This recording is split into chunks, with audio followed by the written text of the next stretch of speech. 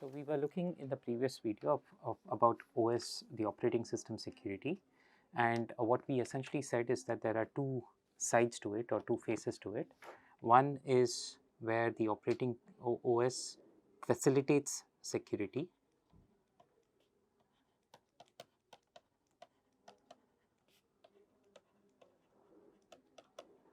So it facilitates security in a system. For instance, it would things like creating virtual address spaces, that is sandboxes for processes to execute, ensuring access control policies for accessing files or other objects present in the system, even things such as username and login to authenticate users using the system. So these are how the operating system could essentially facilitate security. The second aspect of OS security is where the operating system itself can be a target for an attack, right? So where the threat is in the operating system. So OS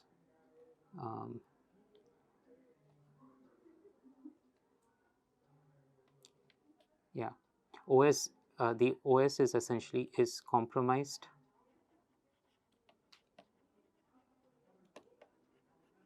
So essentially, a compromised operating system means that every application or every process in that run by that OS is also compromised, right?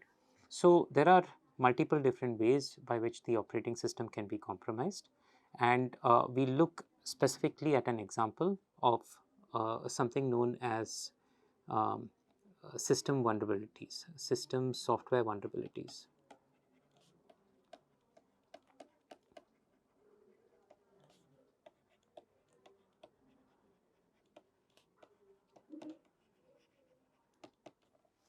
Okay, so most operating systems, or for that matter, most system software is essentially implemented using C or C++,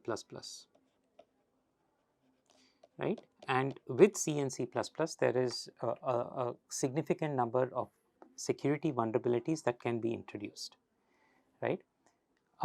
Any of these security vulnerabilities, if they are exploited, could then lead to a compromise. Now, the compromise could be lead to, say, some critical data present in the OS or a specific application to be leaked out, or it could also be that the some applications are denied execution. Also, it will be a denial of service based attack, or alternatively, it could also lead to some modification of critical data, right? So we'll look at so to start off with, and just to take an example, we look at a popular security vulnerability known as, to start off with, we look at different vulnerabilities that can occur in system software. So there are multiple vulnerabilities. Many of them are due to improper use of memory. So these are the buffer overflows and overreads, which is essentially due to improper use of memory pointers. There could be vulnerabilities in the heap, that is dynamic memory allocation, double freeze and use after free. There could be integer overflows or integer vulnerabilities. There could be control flow and format string vulnerabilities as well. So we are going to look at the basics. So we look at what we mean by buffer overflows and how a buffer overflow can be used, right, by an attacker to essentially, say, execute some software or subvert execution and execute some software of its choice, right? So as an example, we're going to look at buffer overflows in the stack, right? So as we have discussed, every program, whether it's an operating system or any other application or any process, would essentially have a stack present, and this stack would be used to store local variables. It will also be used to store metadata such as the return address, frame pointer, and so on. Now, to understand what we mean by buffer overflows in the stack, we first need to understand how a stack is managed. right? So, we are going to take the case study of x86 systems.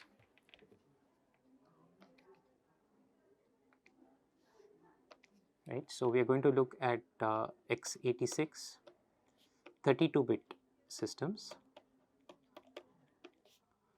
32-bit processors.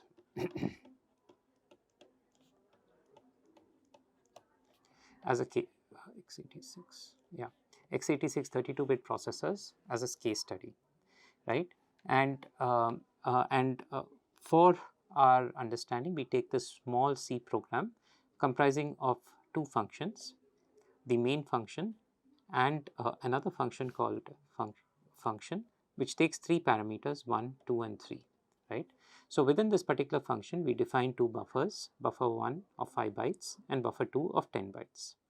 Now, when you essentially execute this function, when you essentially execute this particular process, what we know from what we have studied in the operating system is that it creates a new process, a child process to perhaps the bash, to perhaps the shell, and it in this new process, which would have its own virtual address space, you would essentially have a stack. So, we are very specifically focused on the stack for this particular process. Now, two important registers associated with the stack in x86 systems is the ESP register, which is the stack pointer and always points to the bottom of the stack. You also have this EBP register, which is the frame pointer register and essentially points to the active frame for the function that is currently being executed. So, we will see how the stack essentially gets built up for this particular program when it executes, right. So, you have this entire rectangle here showing the stack, and you have the ESP register, which is essentially pointing to the bottom of the stack, right. So, what we mean over here, because the stack as of now at the start is empty, so the ESP is essentially pointing to this location. So, this as of now is the bottom of our stack. So, in the main function, right. So, the instructions or rather the main function essentially invokes this particular function. Now, if you look at the assembly code, this invocation of this function corresponds to the following instructions. So, there would be a push 3, push 2 and push 1, right.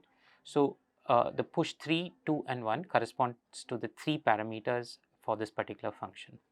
Now, with each push, the stack pointer essentially is decremented and the parameters 3, 2 and 1 are pushed onto the stack.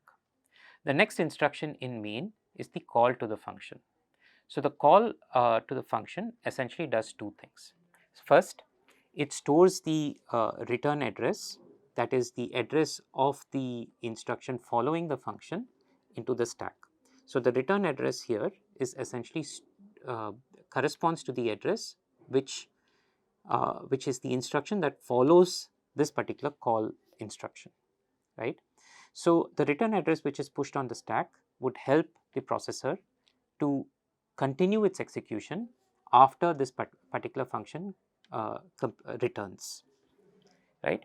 The second thing that happens during a call function is that the program counter, which was essentially pointing present in the main function, is now reset to the address of function. So, the program counters now starts fetching instructions from this function and starts to execute this particular function. Now, typically at the start of every function is what we call as a preamble, and the preamble essentially would have this instruction known as push EBP, right. Now, notice that EBP here is the frame pointer. So, the frame pointer points to a specific frame. So, while the main function was executing, the frame pointer essentially pointed to the start of the or to the frame corresponding to the main function. Now, since the main function has invoked a new function, we need to reset and create a new frame, and we would have frame pointer pointing to this new frame for this particular function, right. In order to do this, we first push EBP so that we know where the frame pointer is for the main function, so that when this particular function returns, we can restore the frame for the main function, right.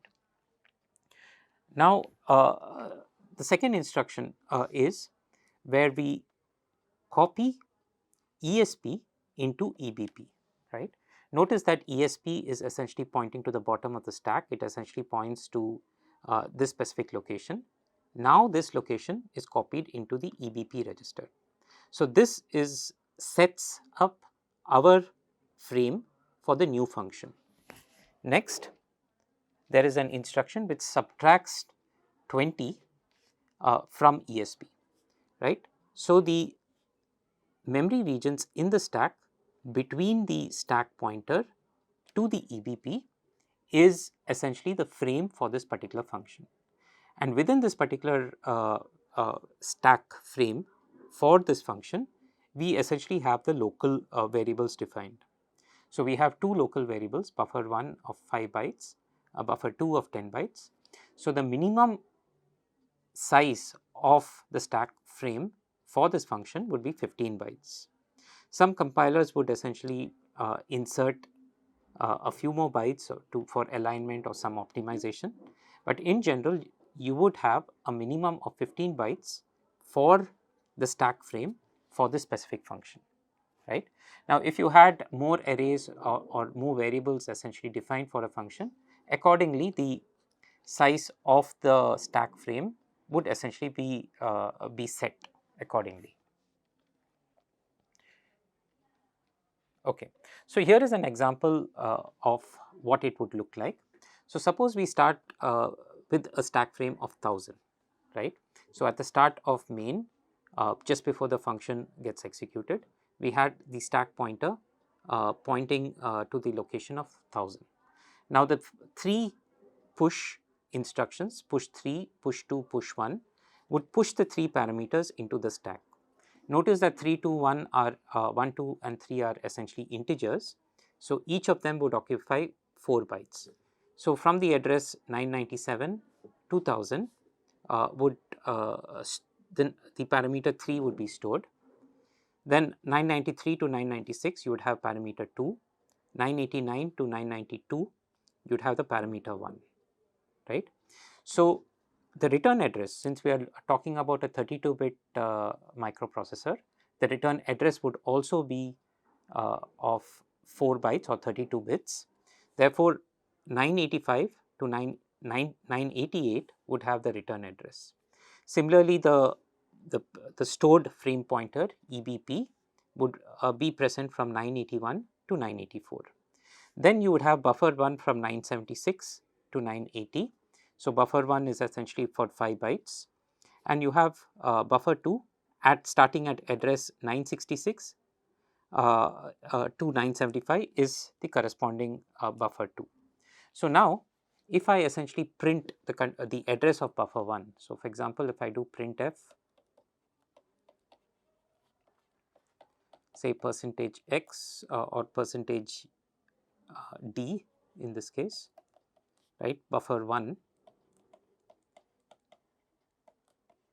So, this would this printf would essentially print the address of buffer 1, which is 976. Okay. Right. Similarly, if I do a printf %x buffer 2, then I get the address of buffer 2, which is 966. And every element in these buffers would have a corresponding address. So, for example, if I do buffer 2 of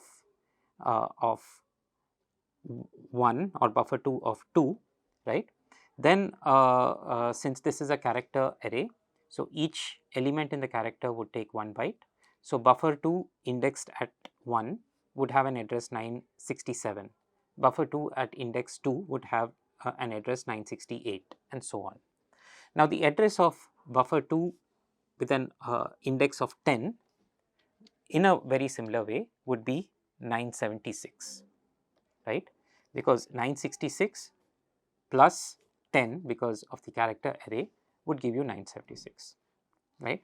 But what we essentially see from here, from this layout, is that 976 essentially is the address of buffer 1. So what we are actually able to see is that we are able to access elements, or we are able to access other elements or data present in the stack through the buffer 2, right, or for that matter even through buffer 1. So in other words, using buffer 2, I am able to access or gain access into buffer 1. So this is what we essentially call a buffer overflow, right?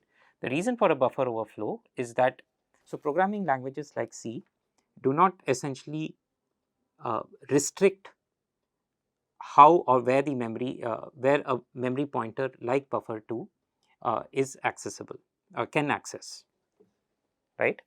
So let us now go a step further, right? So what we have seen here is that if I take my array defined at buffer 2, look at an offset of 10 bytes from buffer 2, what we get is 976, which essentially corresponds to buffer 1 of 0.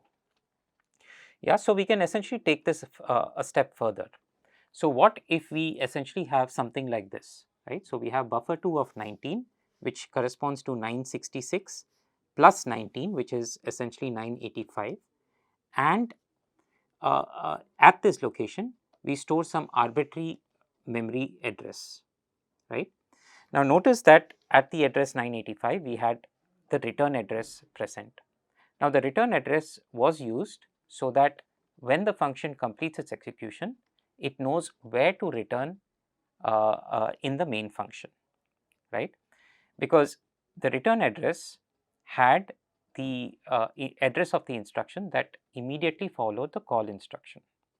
Now if we use the overflow, if we can manipulate the return address and change the return address to some arbitrary location, what it would mean is that after function completes execution, when it has to return, it uses the arbitrary location and passes control and causes the instructions present at that arbitrary location to execute, right? So what we were able to achieve here is that based on on the input or how we manipulate with buffer 2, we are able to change the flow of execution, right? So, or rather, this was an example with a small C program, right?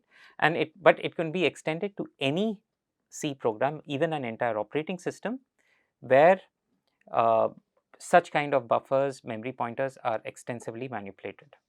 Okay. Now, what would one do if you had you're able to essentially modify the return address, as we see over here, right?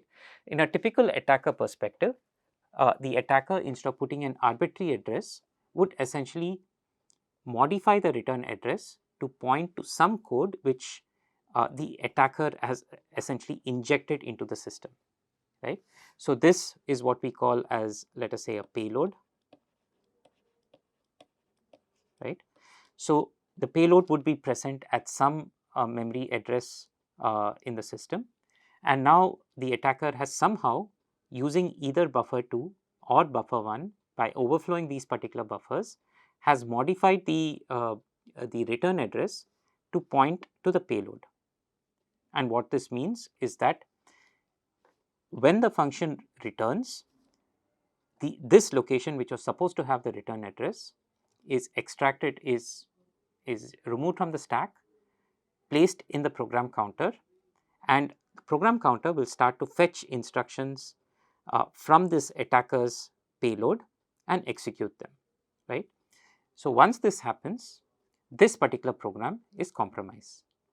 Scale this to your entire operating system. If the attacker can somehow manipulate a buffer defined in the operating system and modify the return address, then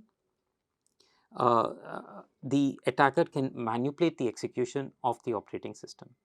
Furthermore, if the attacker is able to inject some code into the OS and force that code to execute, it would essentially result in the operating system getting compromised.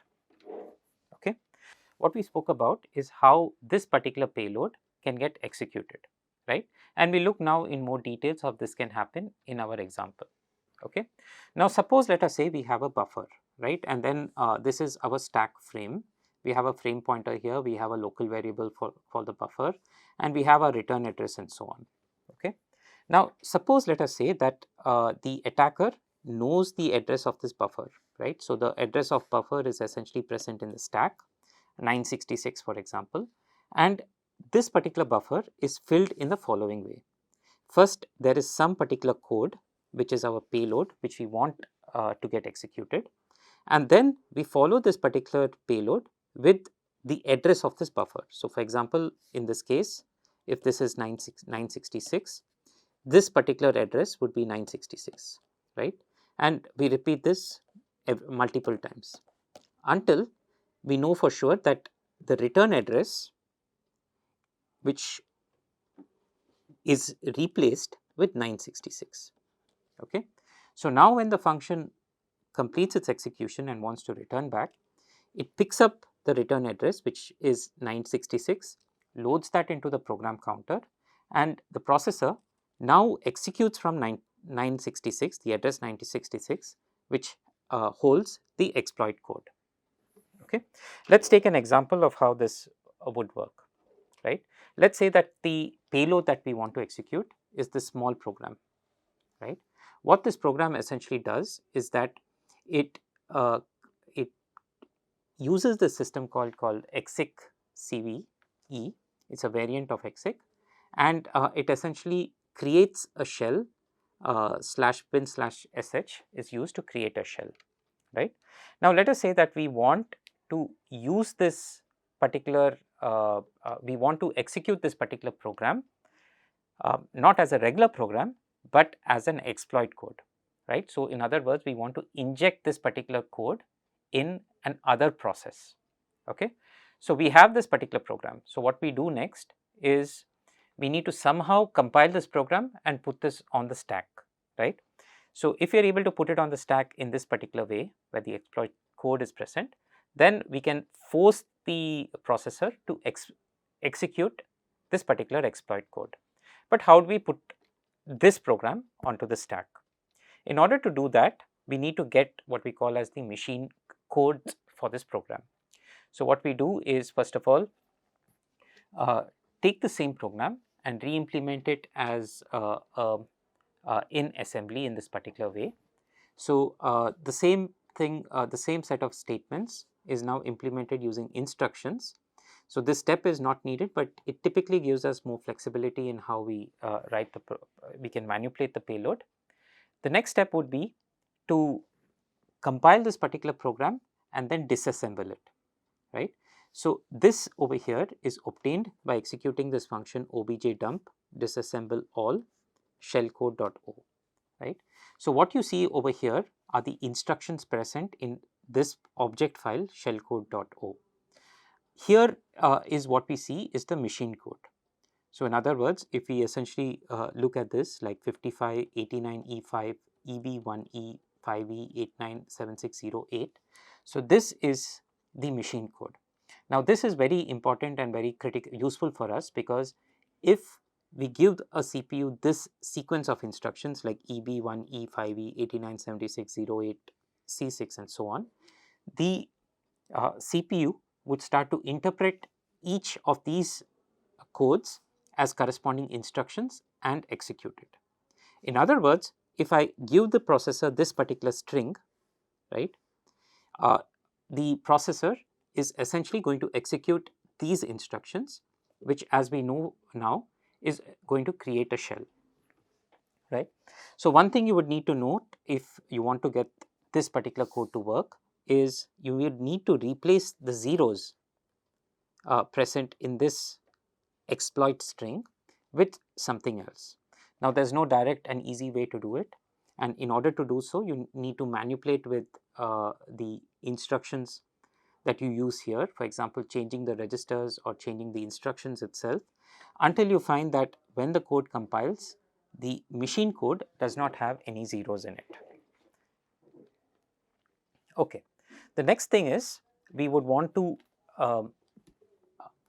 find a vulnerability in an application. So what the way we essentially go about this is that we look at an application. Let's say that this is the application, and for simplicity we'll assume that this is a C code. So we have the C code for the application, and we look at, or we search for ways in which an attacker could possibly manipulate and overflow a buffer. So what does this mean?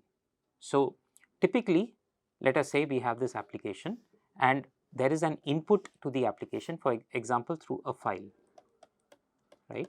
And somehow if the attacker is able to find out if that the file is present in a particular way or created in a particular way, it would lead to certain arrays which are of fixed size to be essentially overflowed, right? Now this overflow could possibly be lead to a vulnerability. And further, if this this array is present on the stack, the overflow could possibly be used for to replace or modify the return address, which, as we know now, could then be used to exploit or create an exploit string, right? So as a case study, we look at say that we have found a code where there are two buffers, one called large string, which is of 128 bytes, and the other of buffer, which is of 48 bytes. Now important for us over here is that this smaller buffer of 48 bytes is essentially defined on the stack. So what we want is that we want to be able to somehow overflow this particular buffer.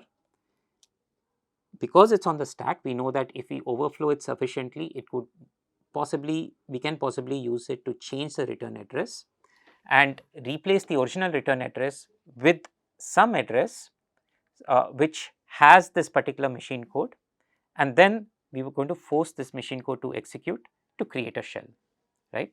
Now the vulnerability that we are actually searching for would look something like this. So we have a string copy here of buffer comma large string. So string copy, as many of you would know, would copy byte by byte from the large string into the buffer, right? And this copying will continue until we string copy finds a null character or a zero character that is present. When it finds such a null character, it essentially terminates. So now you know why we require the zeros to be replaced in this machine code, so that we do not want the string copy to terminate while copying from the large string to the buffer.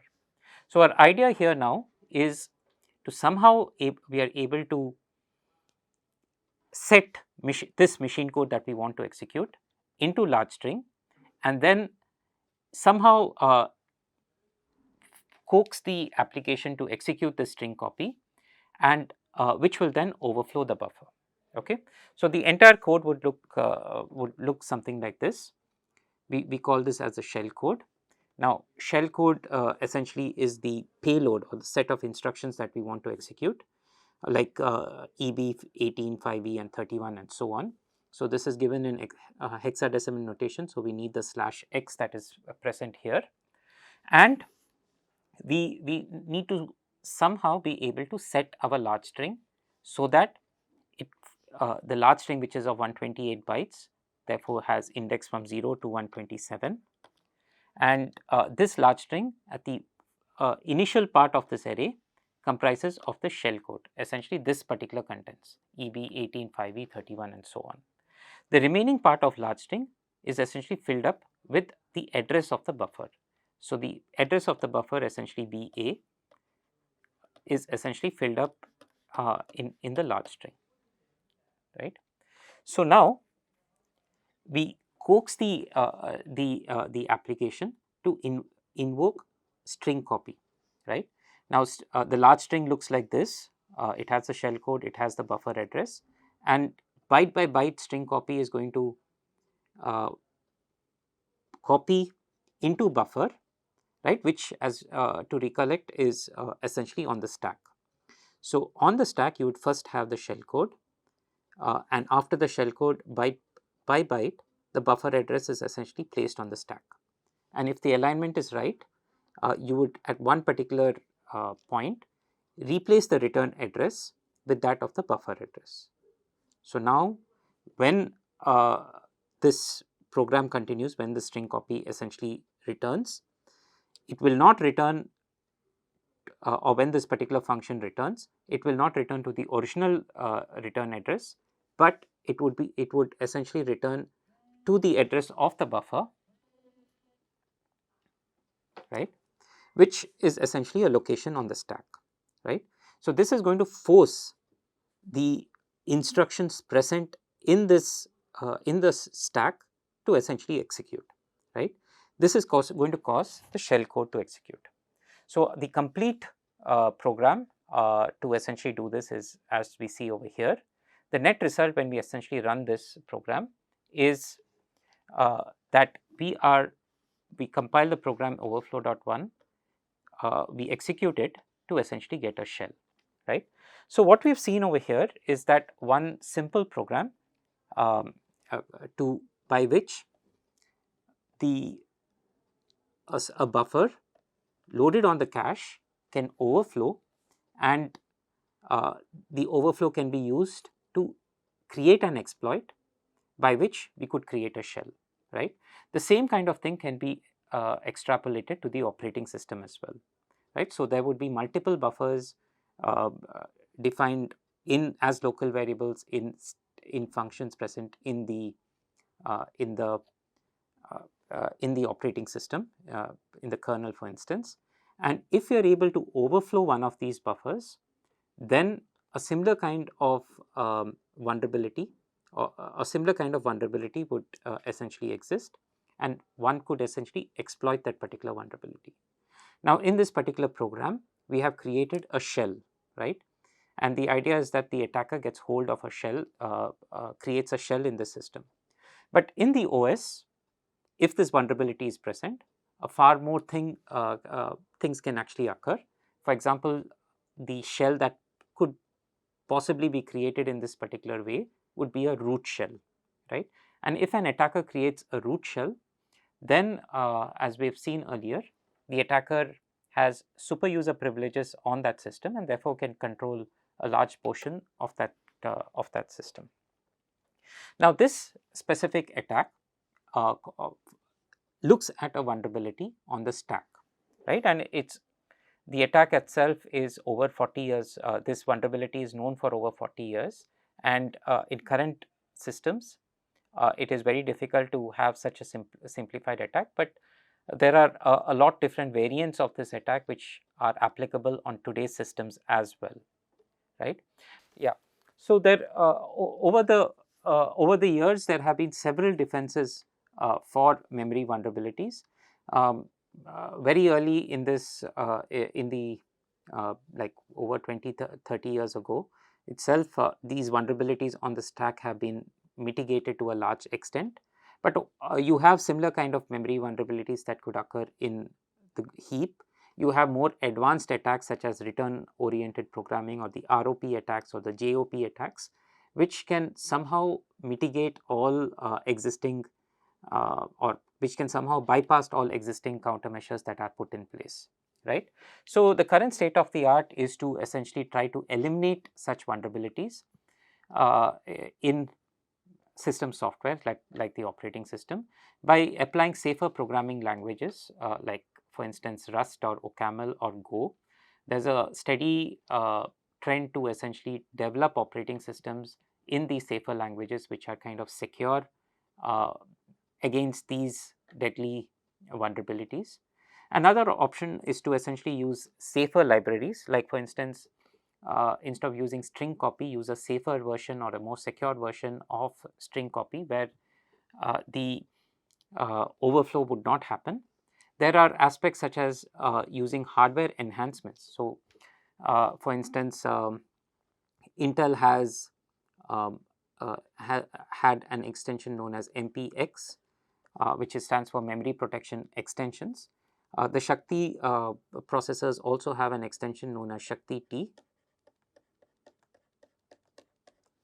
right, Shakti T, which are where the processors itself have built-in hardware to protect against these memory vulnerabilities, right? So, so these are the current state of the art. Some of these things are also implemented in today's systems. For example, you have most modern processors supporting this W XOR X countermeasure. So, W XOR X essentially stands for any memory location, or for that matter any memory page. You could either set it to be writable or executable. Now you see how this particular um, particular aspect could prevent the attack, right? So for example, if I overflow the buffer on a stack, my stack as such is set to writable, so my W bit is set, and therefore it cannot be executable. So any page could be either writable or executable. It cannot be writable and executable, right? ASLR is another thing which is supported by most operating systems these days. So ASLR stands for Address Space Layout Randomization, where the various parts within the virtual address space of the process, the various components within the virtual address space, like the various libraries, the code, and so on, would be in random locations. Now, moving around placing these libraries in random locations would essentially make it much more difficult for the attacker to create an attack. A third way, which is popularly implemented in modern day compilers, is the use of canaries. So canaries essentially are introduced in the stack, and they act as a ways to detect if there's an overflow beyond a stack frame. So if, for instance, I have a buffer defined on the stack and there is an overflow, now this overflow can be detected by the canary, and rather than leading to a vulnerability which can be exploited, the canary would essentially uh, terminate the program, right?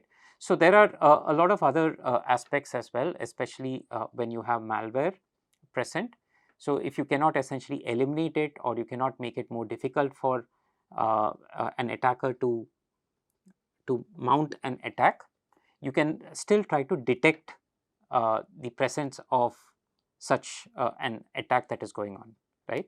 So there are runtime detection techniques using machine learning or AI techniques, where the execution pattern of an application is identified, and it's rather the execution pattern of an application is collected and matched against known signatures, and if the signature happens to be of that of a malware, then it is essentially flagged, right? So finally, we have techniques like sandboxing and information flow tracking, which is used to kind of restrict what a malware can do.